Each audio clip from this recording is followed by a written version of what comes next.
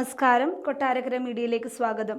കൊട്ടാരക്കര കോൺഗ്രസ് ഐയുടെ നേതൃത്വത്തിൽ പ്രവർത്തക ക്യാമ്പും ഏകദിന ശില്പശാലയും സംഘടിപ്പിച്ചു.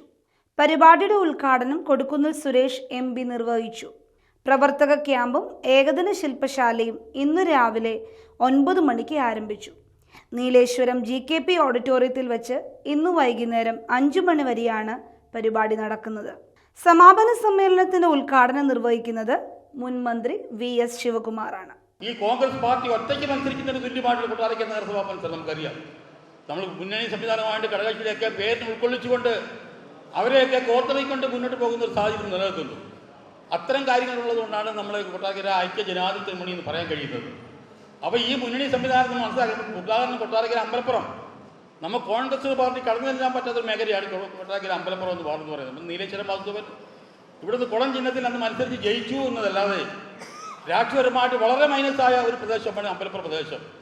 ഇന്ന് കഴിഞ്ഞ തെരഞ്ഞെടുപ്പിൽ നമ്മൾ മനസ്സിലാക്കണം.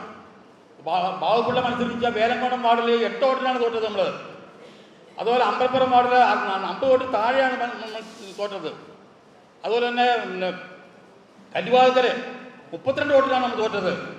മറ്റേ വാർഡിലും അതുപോലെ 30 വോട്ടിലാണ് നമ്മൾ തോറ്റത്. എന്ന് പറഞ്ഞ പോലെ ഈ 4 വാർഡും ഐക്യ ജനാധിപത്യ മുന്നണിക്ക് മുൻതൂക്കത്തോടുകൂടി കോൺഗ്രസിന് അധികാരത്തിൽ വരുവാൻ പറ്റുന്ന എളുപ്പ വഴിയാണ് നമുക്ക് ഈ അമ്പലപ്പുറത്തെ 4 വാർഡ് കാര്യം മനസ്സിലാക്കണം. ഇടതുപക്ഷ ജനാധിപത്യ മുന്നണി ഭരിക്കുന്ന ഈ കൊട്ടാരക്കര മുനിസിപ്പാലിറ്റി അടുത്ത തെരഞ്ഞെടുപ്പിൽ UDF എന്ന് ഞാൻ പറയുന്നെങ്കിലും കോൺഗ്രസ് ആണ് ഇവിടെ ബഹുഭൂരിപക്ഷം ഉള്ളതാണ്. നമുക്ക് നേടിയെടുത്ത് ഭരിക്കണം.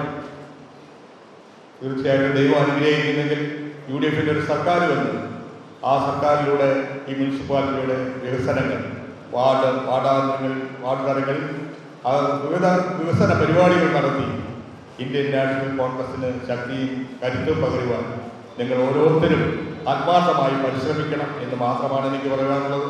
ഇന്ന് നമ്മൾ കൊട്ടാരക്കര മുനിസിപ്പാലിറ്റിയുടെ പരിധിയിലുള്ള 2 മണ്ഡലം കമ്മിറ്റികളാണ് കൊട്ടാരക്കര ഈസ്റ്റ് വെസ്റ്റ് മണ്ഡലം കമ്മിറ്റികൾ. ആ മണ്ഡലം കമ്മിറ്റികളിലെ 29 വാർഡുകളിലെ വാർഡ് പ്രസിഡന്റുമാരുടെയും ബൂത്ത് പ്രസിഡന്റുമാരുടെയും ഒരു ശില്പശാലയും ക്യാമ്പുമാണ് ഇവിടെ ഇപ്പം രാവിലെ തുടങ്ങിയത്. ബഹുമാനപ്പെട്ട കൊടിക്കുന്നിൽ സുരേഷ് MP ക്യാമ്പിൻ്റെ ഉദ്ഘാടനം നിർവഹിച്ചു.